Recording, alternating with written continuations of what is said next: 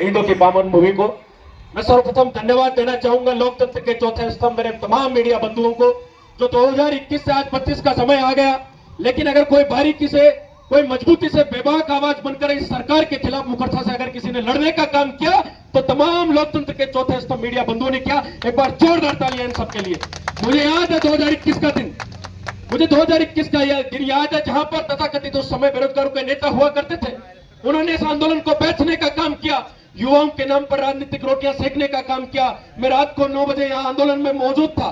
Police ने जब लाठियां युवाओं पर बरसाने का काम किया, जब युवा और मेरी बहनें एमआई रोड पर 500-500 मीटर भागती रही, तब हमने डॉक्टर किरोड़ी लाल जी को फोन किया था। मुझे याद है वह लड़ाका, वह जननायक सही सवाई माधोपुर से चलकर उन्होंने फोन किया कि मैं 2 घंटे में सीधा जयपुर पहुंच रहा हूं। और डॉक्टर किरोड़ी लाल ने इस पेपर लीक के खिलाफ, इस गठजोड़ के खिलाफ लड़ाई लड़ी, एसआई भर्ती के खिलाफ लड़ाई लड़ी। और जिस तरीके से दौसा से जयपुर कूच किया, 50,000 लोगों के साथ घाट की गुड़ी पर 10 से 12 दिन प्रदर्शन किया। लेकिन उस समय बीजेपी के नेता तो आए, वादा भी किया राजेंद्र राठौड़ जैसे नेताओं ने, सतीश पूनिया जैसे नेताओं ने, सीपी जैसे नेताओं ने कि हम आएंगे तो भर्ती परीक्षा निरस्त करेंगे, लेकिन थूक के चाट लिया। डॉक्टर किरोड़ी लाल जी पूरी मजबूती से लड़े, लेकिन उनकी कहीं ना कहीं कमी थी कि भजन लाल जी उनकी सुनवाई नहीं करते थे। वो कहते थे मैं जब ज्यादा बोलता हूं तो सरकारें नाराज हो जाती है। तो मैं धन्यवाद देना चाहूंगा तहे दिल से डॉक्टर किरोड़ी लाल जी का। जब हमारी पार नहीं पड़ी, जब हम थक गए, हार गए, टूट गए, तो टंकी पर चढ़ने का फैसला लिया। 3 साल तक तो मुझे पता था मैं कोई अकेला ही लड़ रहा हूं, मुझे कोई मिला नहीं साथी। जब मैंने लादू भाई को याद किया, मेरे टंकी पर चढ़ेंगे दोनों भाई, अब कुछ नहीं है, सरकारों से आर पार की लड़ाई होगी।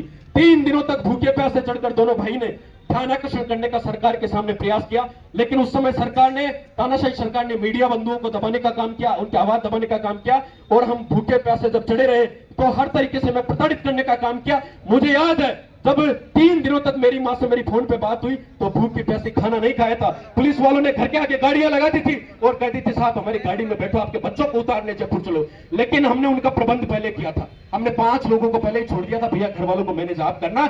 हम इस अन्याय और अत्याचार और इस तानाशाही के सरकार के खिलाफ लड़ाई लड़ने के लिए हमने तो बिगुल ठोक दिया है। अब टंकी पर चढ़ने के बाद हमारी जान जाए या अंतिम समय तक हमने अपने प्राणों की आहुति भी देनी पड़े तो हम पीछे नहीं हटेंगे।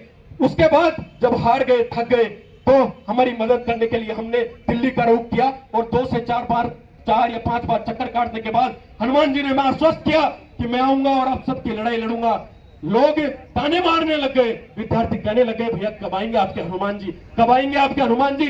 हमें भी दर्द था कि हनुमान जी आएंगे कब आखिर, लेकिन जब हनुमान जी आए तो गए नहीं। आज 127 दिन हो गए, उस लड़ाका ने हमारी आवाज को मजबूती देने का काम किया।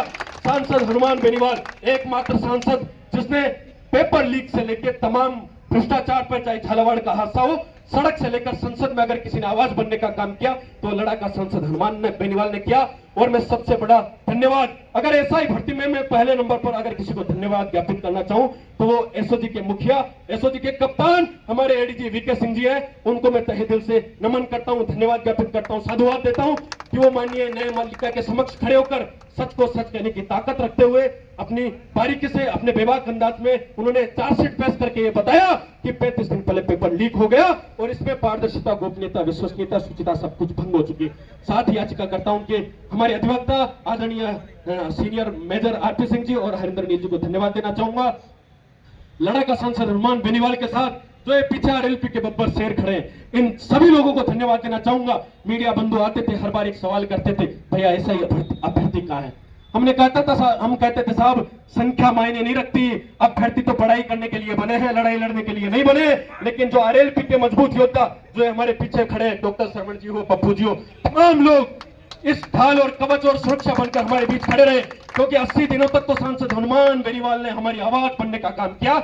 और ऐसा पहला सांसद है इतिहास में जो किसी धरने पर, किसी शहीद स्मारक पर युवाओं की और प्रदेश के मान और सम्मान और स्वाभिमान को बचाने के लिए सांसद होते हुए 80 दिनों तक युवाओं की आवाज बनने का काम किया। उसने कमान संभाली और हम सब मजबूती से आगे आकर, मैं और लादू भाई हम सब लड़ते रहे।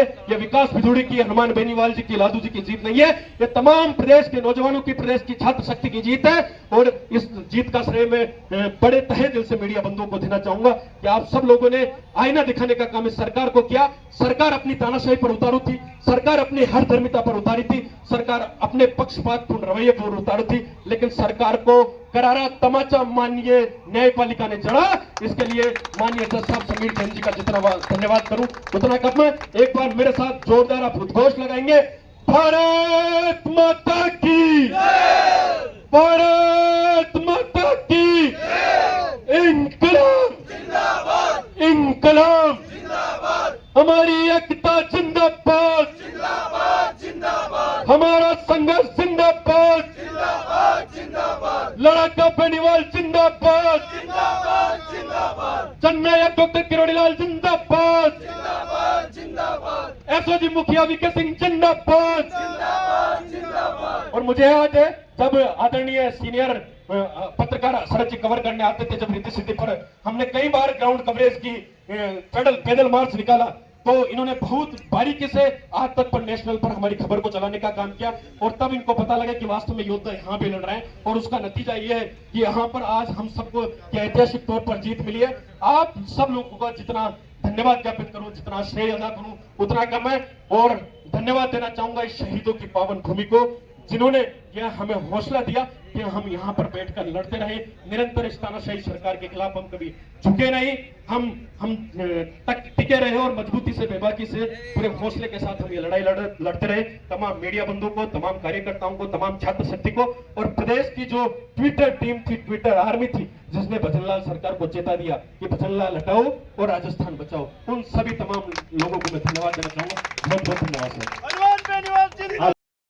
चाणक्य न्यूज इंडिया, आपनो राजस्थान।